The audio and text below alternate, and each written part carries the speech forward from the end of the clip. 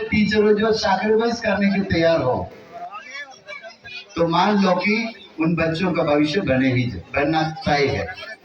और मेरे पास ऐसे टीचर है जिसको यदि उन्हें मालूम पड़ता किसी बच्चे पढ़ने में कमजोर है, भले पेरेंट्स को पसंद आए नहीं आए, उस बच्चे के पीछे पड़े, पेरेंट्स को भी परेशान करेंगे फोन कर करके कि इसको सही करवा दो, क्योंकि हमारे लक्ष्य है इस भारत की भविष्य को सही करना।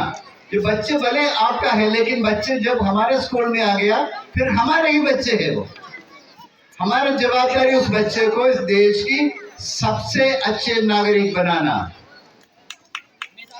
इस देश के नाम रोशन करने के जैसे बनाना। हमारे मुख्य अतिथि अवनीश भार्गव जी पधार चुके हैं, हम उनका स्वागत करते हैं, कृपया उनका स्वागत करिए। अवनीश भार्गव जी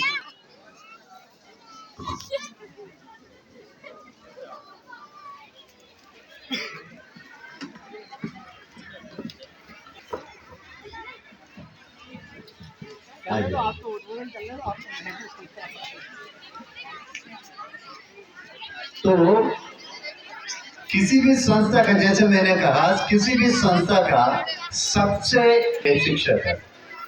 यदि अच्छे टीचर्स आपके पास है तो आप मान लो बच्चों का भविष्य बनेंगे। और मैं भगवान के शुक्रगुजार हूँ क्योंकि मुझे अच्छे टीचर्स दिया जो बच्चों के भविष्य को लेकर काफी मेहनत करते हैं।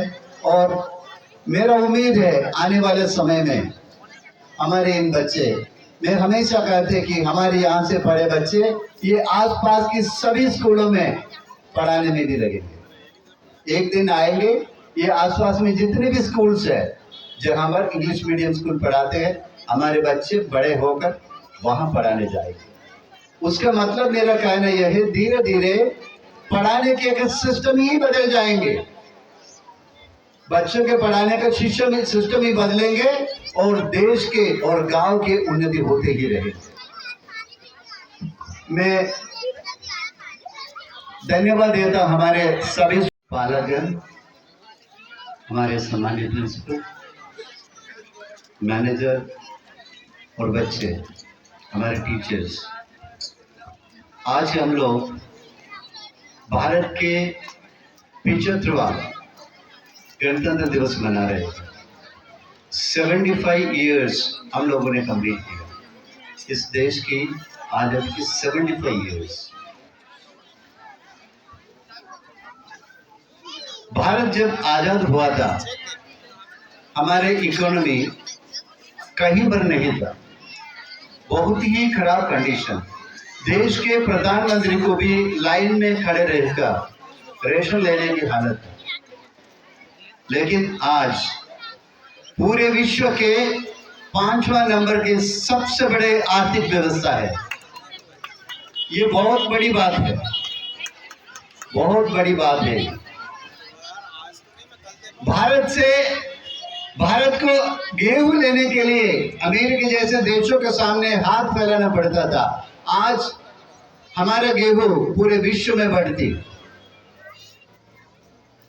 हमारे यहाँ की शक्कर, कई खाद्य पदार्थ दुनिया के कई देशों में जाते।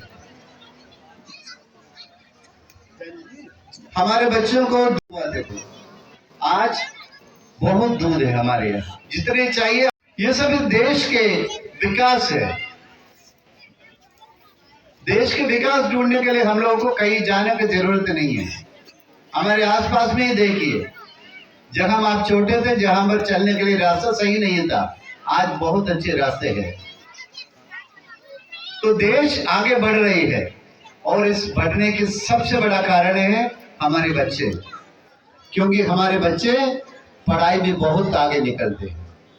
लड़की हो या लड़का हो, आज कोई फर्क नहीं है। मैं क्यों कह रहा हूं आपसे फर्क नहीं है? जब हमारे देश में लड़की या माँ या दादी ये सब दरवाजे के पीछे खड़े रहकर देखते थे कि सामने कौन आया है,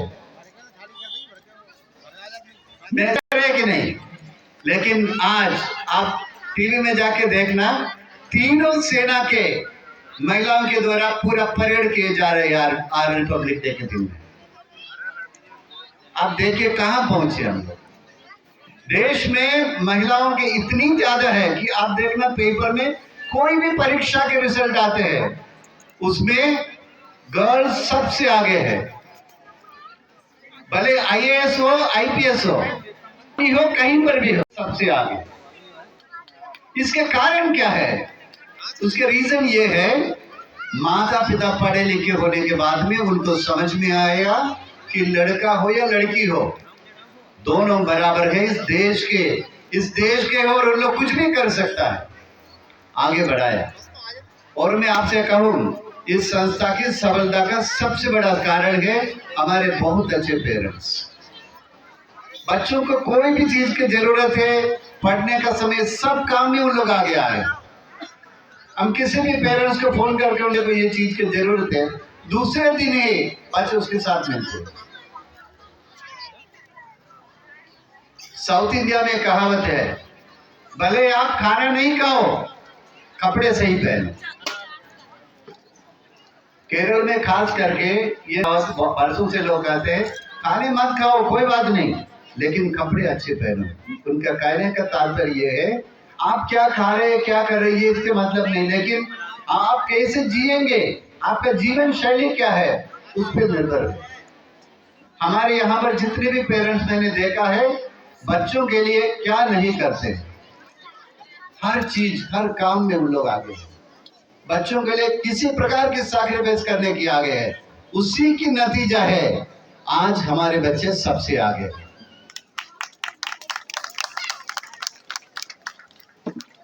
दूसरा इंपॉर्टेंट चीज होती है टीचर्स।